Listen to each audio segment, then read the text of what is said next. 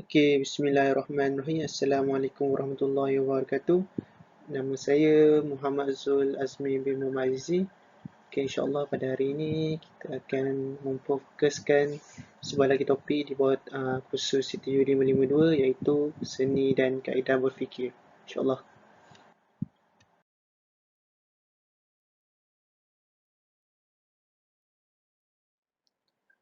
Baiklah, kita mulakan topik kita pada hari ini dengan definisi logik itu sendiri, di mana logik ini dapat ditakrifkan kepada dua bahagian iaitu etimologi dan terminologi.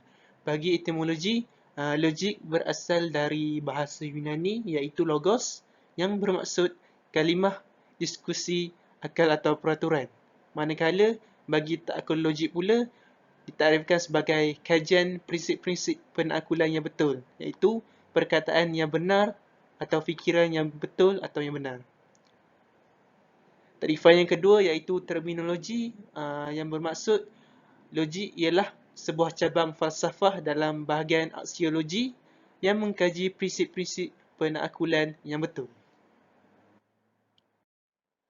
Kemudian kita tengok kepentingan ilmu logik itu sendiri, di mana salah satunya ilmu logik ini dapat melatih, mendidik dan mengembangkan potensi akal dalam mengkaji objek fikir dengan menggunakan metodologi berfikir.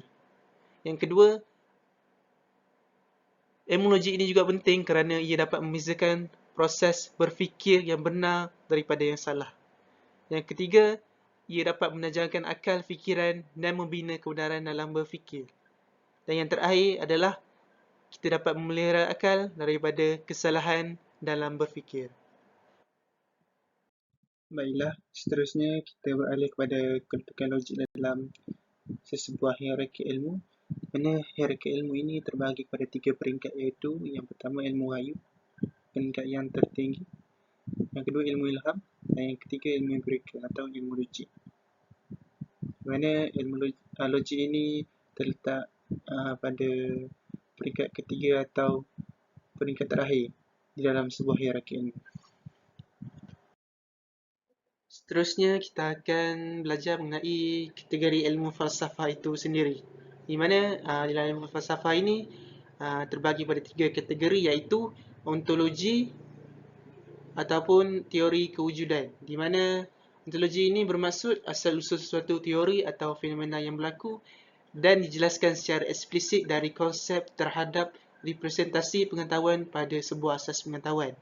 Kategori yang kedua iaitu epistemologi ataupun teori ilmu, di mana kita akan mempelajari asal mulanya atau sumbernya ilmu itu datang, struktur, metodenya dan sahnya ilmu pengetahuan itu sendiri.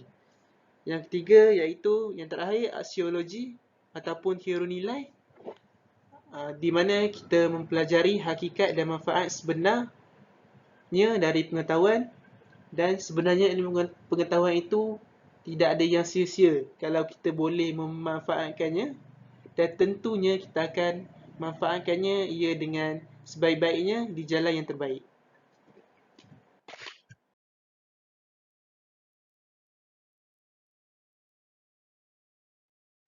Assalamualaikum warahmatullahi wabarakatuh. Saya Syazlin Fatihah binti Zainal Abidin. Saya akan menjelaskan tentang klasifikasi ilmu. Ilmu diklasifikasikan kepada dua bahagian iaitu ilmu nakli dan juga ilmu akli. Ilmu nakli adalah ilmu yang bersumberkan Al-Quran dan hadis. Ilmu ini diturunkan oleh Allah Subhanahu Wa Taala melalui para nabi dan juga rasulnya. Manakala ilmu akli adalah ilmu yang berdasarkan akal pemikiran manusia yang diperoleh daripada akal, panca indera dan juga pengalaman manusia tersebut. Ilmu nakli dikenali sebagai ilmu fardu ain, iaitu ilmu yang wajib dipelajari oleh setiap Muslim. Contoh ilmu fardu ain adalah ilmu akidah, ilmu syariah dan juga akhlak. Bagi ilmu akli dikenali sebagai ilmu fardu kifayah, iaitu ilmu yang tidak wajib dipelajari oleh setiap Muslim. Akan tetapi, kewajipan menuntut ilmu ini ialah terbatas kepada golongan manusia tersebut. Kerana jika tiada sesiapa yang mempelajarinya, maka hukumnya akan jatuh kepada wajib. Contoh ilmu akli adalah ilmu sains fizik, sains gunaan, falsafah dan juga kejuruteraan. Keadaan yang mewajibkan untuk mempelajari ilmu fardu kifayah adalah ketika semua orang di suatu tempat itu tidak mengetahui cara untuk memandikan dan solat jenazah. Keadaan ini boleh jatuh kepada wajib untuk mereka mempelajarinya. Sekian, terima kasih.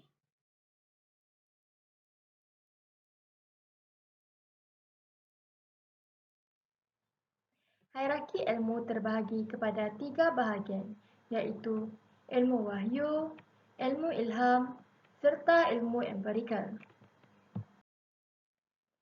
Ilmu yang pertama adalah ilmu wahyu. Ianya membicarakan tentang akidah, hukum, akhlak, perkara wajib dan haram, ibadat dan mengetahui bahawa di sebalik kematian ada kehidupan serta bersiap sedia untuk menghadapinya. Ilmu wahyu dikurniakan kepada Nabi dan para Rasul. Ianya berasaskan ilmu tafsir, fiqh, hadis, akidah, tasawuf dan sebagainya. Ilmu wahyu juga disebut sebagai ilmu syariat, ilmu agama dan ilmu nakli. Ilmu yang kedua adalah ilmu ilham. Ianya dikenali sebagai ilmu laduni atau ilmu kasyaf. Ilmu ilham adalah ilmu yang diberi Allah tanpa belajar, anugerah dan rahmat kepada manusia pilihannya. Ianya tidak boleh mengatasi ilmu wahyu kerana kedudukannya lebih rendah. Ilmu ilham dimasukkan terus ke hati manusia tanpa belajar. Akhir sekali, ilmu empirikal.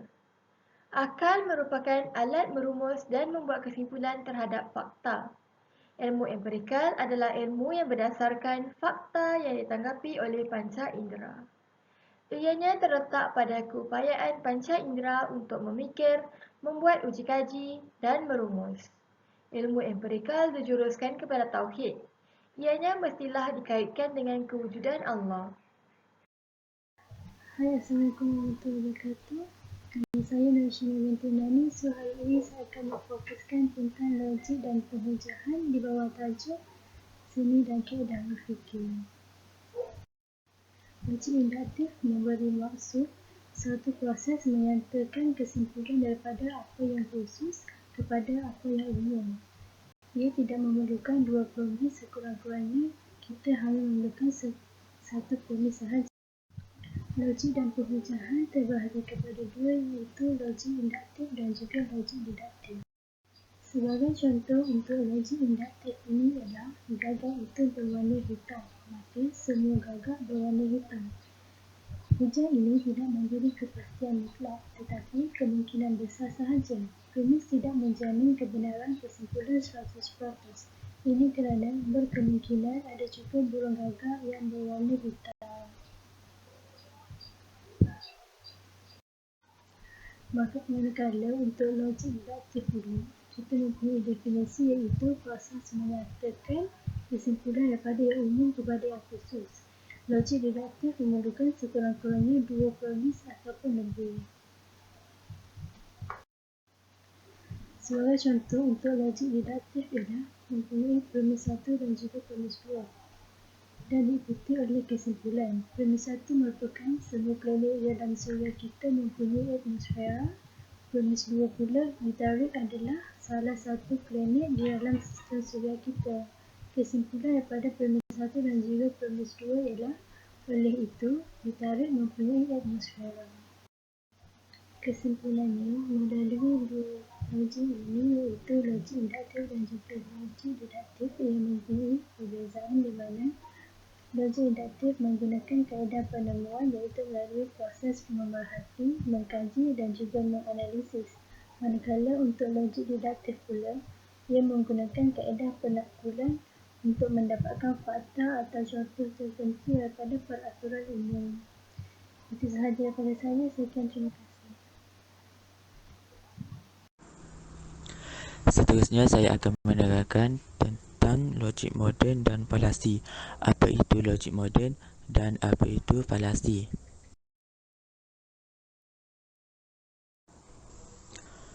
Logik moden terkenal dengan metod induksi yang lebih mendekati kajian sains dan eksperimental. Ianya digelar sebagai logik moden kerana ia muncul di zaman moden era sains dengan metod induksi sebagai metodologi asas. Penakkulan secara induksi dimulai daripada kes-kes khusus hingga meningkat kepada perumusan kesimpulan secara umum. Metod kajian induksi adalah dalam bentuk mengkaji sebahagian fakta atau sampel yang tertentu sahaja yang boleh dikaji. Kemudian penakkulan kesimpulan dibuat secara menyeluruh dengan meliputi objek yang dikaji atau tidak dikaji. Sebab itulah kita dapat keputusan secara menyeluruh kerana kita mengambil kira tentang objek yang tidak dikaji. Tetapi sampel hanya sebahagian sahaja, ianya tidak menyeluruh.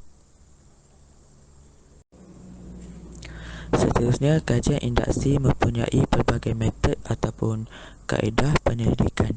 Antaranya ialah melalui soal selidik, iaitu melalui kuesioner. Seterusnya, kaedah tinjauan, iaitu melalui survey. Seterusnya, pengamatan melalui observation. Temuduga melalui interview. Statistik, iaitu melalui statistik yang ada akan digunakan untuk mendapatkan kesimpulan. Seterusnya, percubaan dan kejiduan, iaitu melalui trial and error. Uji kaji melalui eksperimen menjalankan eksperimen. Dan akhir sekali melalui persimpulan, iaitu mengambil sampel tertentu untuk mendapatkan kesimpulan.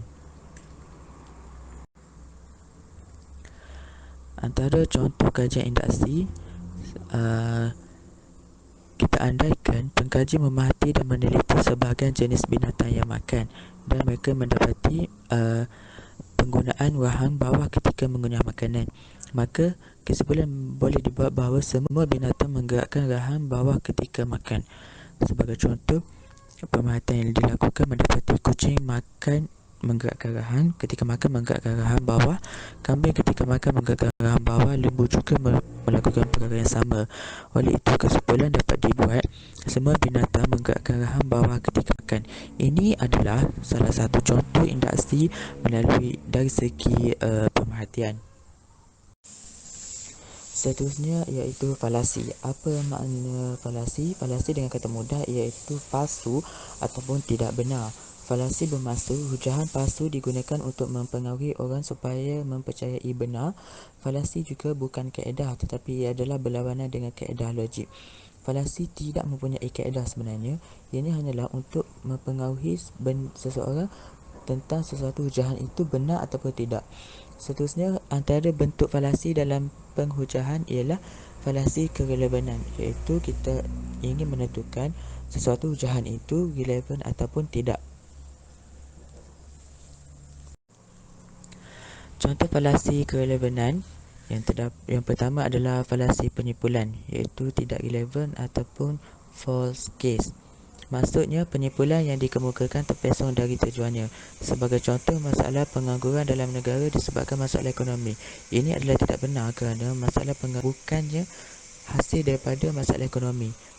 Seperti kita dapat lihat, negara Amerika Syarikat juga mempunyai ekonomi yang kukuh dan juga agak stabil. Akan tetapi, pengangguran di negara mereka sangat tinggi dan kadar pengangguran negara mereka lebih tinggi daripada negara kita sendiri.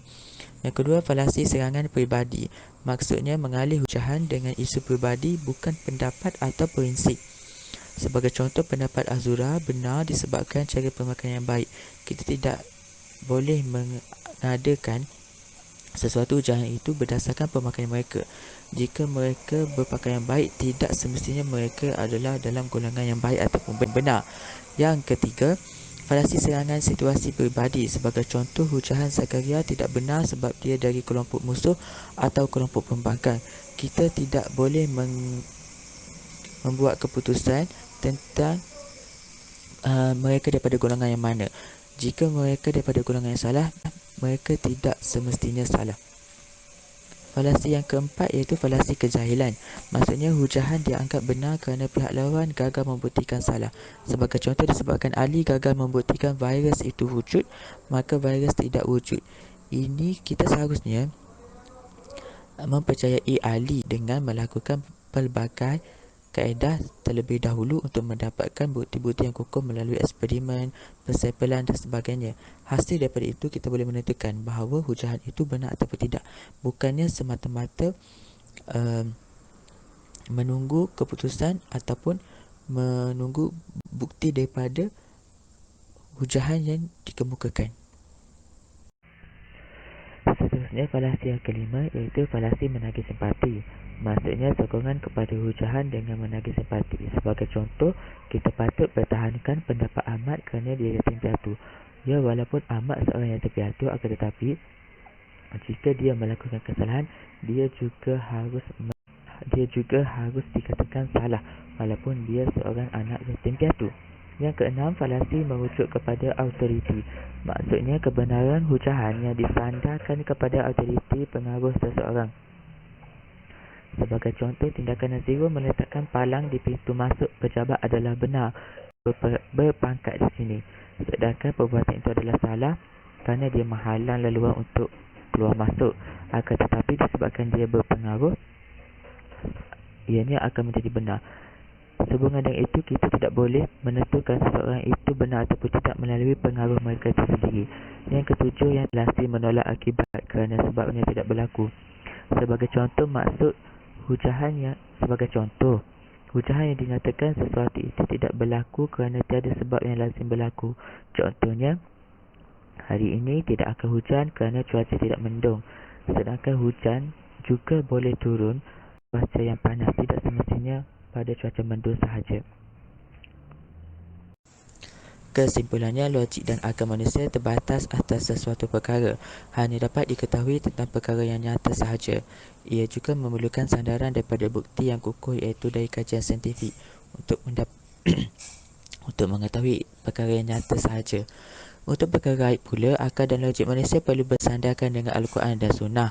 Tanpa bersandarkan Al-Quran dan Sunnah, kita tidak dapat tahu apa-apa tentang perkara gaib. Itu sahaja, sekian, terima kasih.